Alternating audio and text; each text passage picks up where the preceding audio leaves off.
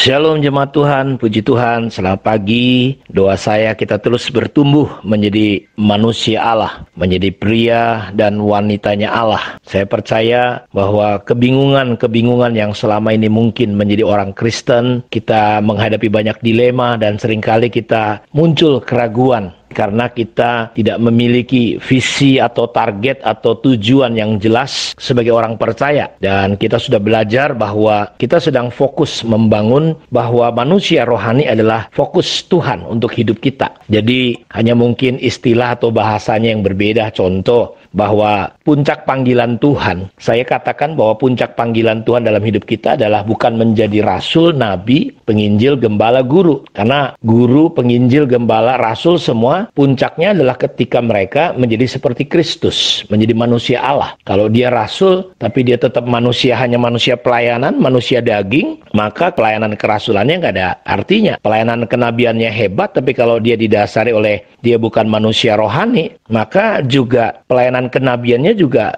tidak menjadi banyak arti, dampak, bahkan jadi memalukan nama Tuhan. Bahkan Matius 7, mereka yang berkata sudah mengajar, bernubuat, bikin mujizat, terakhir ditolak oleh Tuhan karena ternyata Tuhan tidak mengenal mereka. Jadi pengenalan keintiman kita dengan Tuhan akan membawa kita menjadi pribadi-pribadi, orang-orang Kristen yang tidak kanak-kanak, tidak duniawi, tetapi bertumbuh menjadi orang Kristen yang rohani. Karena itu kita ingin belajar bagaimana kita terus membangun hidup kita menjadi manusia rohani, bukan manusia duniawi. Manusia rohani adalah orang yang dalam hidupnya dia bukan hanya sekedar beragama, tetapi dia dikuasai, dipimpin oleh Tuhan, oleh Roh Tuhan, oleh firman Tuhan. Jadi dia tidak dipimpin lagi oleh pikiran dan perasaannya semata-mata dari dagingnya, dari apa yang sudah ada di dalam secara autopilot. Reaksi-reaksinya tidak lagi bereaksi sesuai dengan hal-hal yang sudah masuk dalam hidupnya.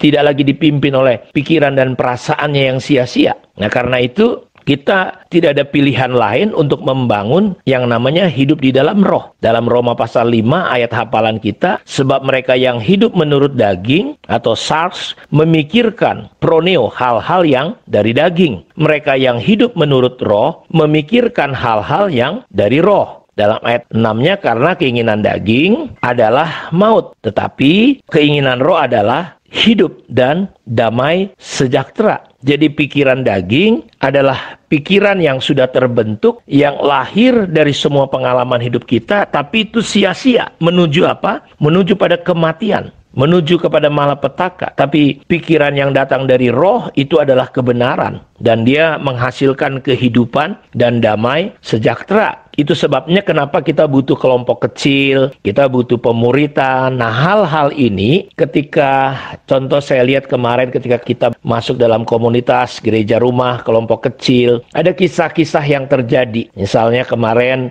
saudara kami Hotlimar dan Tuti, dia diminta rumahnya untuk ibadah, gereja rumah. Tapi ternyata karena ada kemalangan yang meninggal, ibadah di rumahnya dibatalkan. Lalu muncul pemikiran. Nah, ini pemikiran yang dari daging. Lalu dia berkata, loh, tadi diminta, sekarang dibatalkan, begini, macam-macam. Ada pemikiran-pemikiran yang sia-sia, yang mengarahkan kita untuk sakit hati, kekanak-kanakan, tidak dewasa. Nah, kita bersyukur pemuritan atau kelompok kecil menolong untuk kita bisa lewat kisah-kisah, lewat cerita masing-masing, itu menolong untuk kita dapat inspirasi untuk membuang pikiran yang sia-sia, yang negatif, atau sembuh. Pemuritan menolong kita untuk sembuh, punya pola pikir, paradigma yang baru, yang benar, sehingga itu menggantikan pikiran-pikiran duniawi, pikiran-pikiran diri sendiri kepada pikiran-pikiran yang benar. Karenanya kita sedang praktek. Langkah yang pertama kemarin adalah kita jangan menjadi serupa dengan dunia, artinya berubah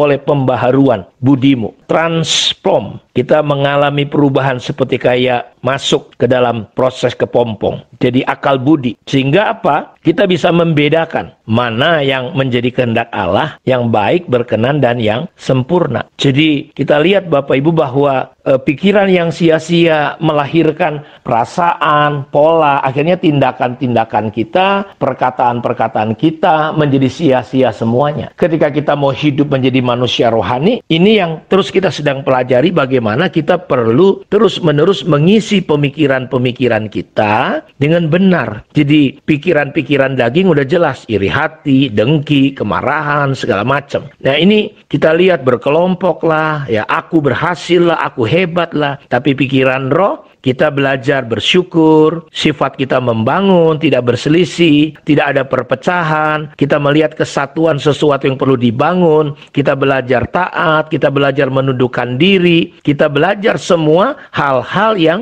bersifat roh. Gitu. Nah ini yang perlu terus menerus. Jadi Tuhan mau kita menjadi manusia rohani, yaitu orang Kristen yang dewasa. Kita membuang semua pikiran-pikiran yang kekanak-kanakan. Karena itu mari saya dorong Bapak Ibu, jangan mau kita ditipu lagi oleh iblis. Karena itu marilah kita menjadi manusia rohani. Kita bangun kebiasaan yang baru secara terus menerus. Kita adalah ciptaan yang baru. Yang lama sudah berlalu, yang baru sudah terbit. Jadi biarlah kelahiran baru yang sudah kita alami, kita terus sampai kita betul-betul menjadi pribadi-pribadi yang tidak kanak-kanak, tidak kedagingan, tapi kita betul-betul dewasa. Sehingga Galatia 4 ayat 1 dikatakan bahwa kita ini adalah ahli waris dari segala sesuatu. Tapi selama ahli waris belum akil balik, dia tidak ada beda dengan seorang hamba, meskipun dia adalah tuan dari segala sesuatu. Akhirnya kita selalu di bawah perwalian, kita di bawah pengawasan, tunduk kepada roh-roh dunia. Terus bolak-balik jatuh bangun, padahal roh dunia itu miskin, lemah, tidak ada apa-apanya. Karena itu mari kita belajar. Apakah kita masih mudah tersinggung? Apakah kita masih merasa nggak enak ketika mungkin kita nggak diperhatikan, kita diperlakukan tidak adil, tidak ideal. Nah di sini bedanya manusia rohani dengan manusia roh. Maksud saya bedanya manusia rohani, manusia roh dengan manusia daging. Bedanya juga dari respon-responnya kelihatan. Dari respon-respon kita. Kalau kita masih daging, nah inilah yang perlu kita bangun. Penuhilah, renungkanlah. Makanya sekali lagi saya mau dorong, penuhilah pikiran kita. Memikirkanlah hal-hal yang datangnya dari roh. Kiranya Tuhan Yesus memberkati kita.